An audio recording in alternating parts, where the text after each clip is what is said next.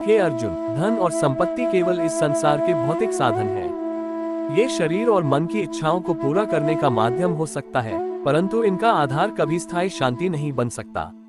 जिस प्रकार पानी में पड़ने वाली लहरें अस्थिर होती हैं, वैसे ही धन और उसके प्रति आसक्ति हमें कभी स्थिर नहीं रहने देती।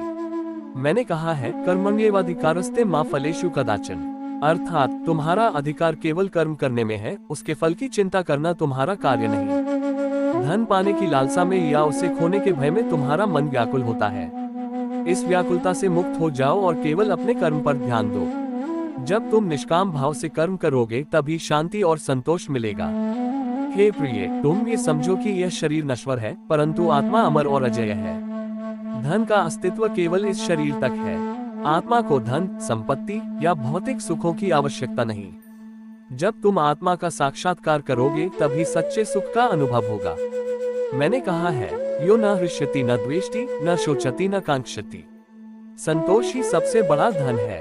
वह व्यक्ति जिसने अपनी इच्छाओं को वश में कर लिया है और जो हर परिस्थिति में समान रहता है, वही सच्चा सुखी है। धन के पीछे भागने की बजाय अपने भीतर संतोष का दीप जला। धन माया है जो मनुष्य को सत्य से भटका देती है। इस माया से ऊपर उठो।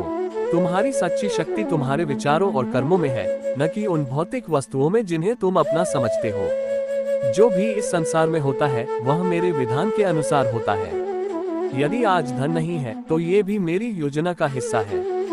इसे विश्वास के साथ स्वीकार करो। मैं तुम्हारी आवश्यकताओं का ध्यान रखता हूँ। तुम केवल मेरे प्रति समर्पित हो जाओ। हे प्रिय, अपने मन को मेरे चरणों में लगाओ। धन आए या जाए, उसका असर तुम पर नहीं होगा। जो व्यक्ति मुझे समर्पण करता है, मैं उसकी सभी चिंताओं का बोझ स्वयं उठा लेता हूँ। संसार का सारा धन और वैभव समय के साथ नष्ट हो जाता है, परंतु जो मेरे उपदेशों को अपनाता है और अपने मन को स्थिर रखता है, वह सदा के लिए आनंद और शांति प्राप्त करता है। इसलिए हे वत्स, उठो, अपने कर्म में लीन हो जाओ और मेरी शरण में आओ। शांति और संतोष तुम्हारे पास स्वयं आ जाएगा।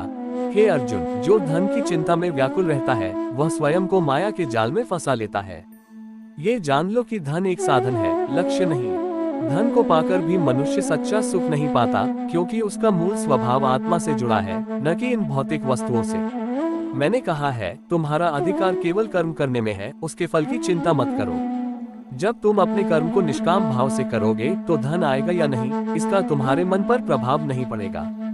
याद रखो, जो तुम्हारा है वो तुम्हारे पास रहेगा, और जो नहीं है उसे पकड़ने की व्यर्थ चेष्टा तुम्हें दुख ही देगी। मनुष्य को चाहिए कि वह अपने जीवन का आधार बाहरी वस्तुओं पर न रखे। जैसे कमल का पत्ता पानी में रहते हुए भी उससे अछूता रहता है, वैसे ही तुम्हें धन के आकर्षण और मोह से अछूता रहना चाहिए। जो संतोष को अपना लेता है वही सबसे धनी है। सच्चा धन वही है जो मन की शांति और संतुलन बनाए रखता है। जो हर परिस्थिति में समान रहता है, वह न तो धन के अभाव में दुखी होता है, न उसके आने पर अहंकार करता है। धन माया का हिस्सा है और माया हमें सत्य से दूर करती है। लेकिन जो मेरे शरण में आता है, वह माया के इस भ्रम को समझ लेता है। ये समझो कि तुम आत्मा हो जो अनंत और शाश्वत है। आत्मा को न तो धन की आवश्यकता है और न ही उसका अभाव उसे प्रभावित कर सकता है। तुम्हारे जीवन में जो भी होता है वह मेरे विधान के अनुसार होता है। यदि आज तुम्हारे पास धन नहीं है तो ये भी एक अवसर है मेरे प्रति अपना विश्वास और समर्पण प्रकट करने का।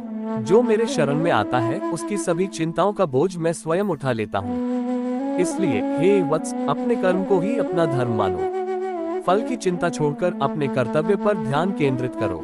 जब तुम अपने भीतर संतोष, भक्ति और समर्पण का भाव जागृत करोगे, तब धन और अभाव का प्रभाव तुम पर नहीं पड़ेगा।